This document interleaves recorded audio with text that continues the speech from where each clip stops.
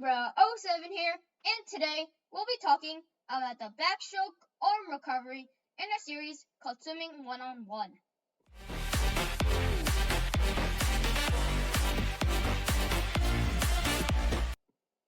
And let's start off with the backstroke arm recovery.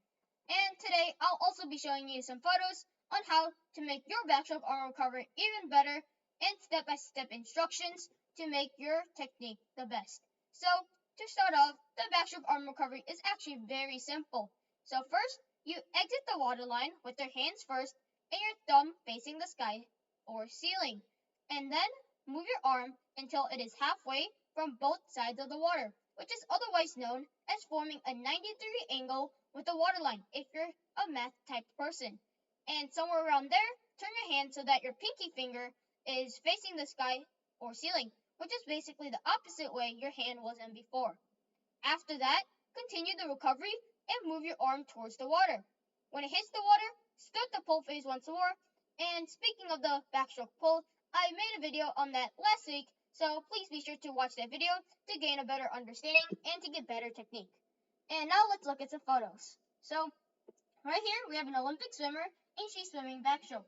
And as you guys can see here, her thumb is facing up and it's kind of tucked in, and that is when she starts to pull. And then after it starts turning, like this one right here, the thumb is right there and her hand is starting to turn. After that, after it has turned, the pinky finger is now in place of the thumb, and that will be like that. And like so, it will be like that as well. And this is another Olympic swimmer. So hopefully you guys have gotten a better understanding. And now let's look at some facts and some things to notice. So make sure that your arms and hand start at or even near your hips and also enter above your head, with your arms very close if not touching your ear. And that will make sure your stroke is complete and stretched out, which will make you swim faster. Also, be sure to make the recovery and pull a continuous cycle, which means no stopping in between, because that will make your kick better, your pull better, and recovery better as well.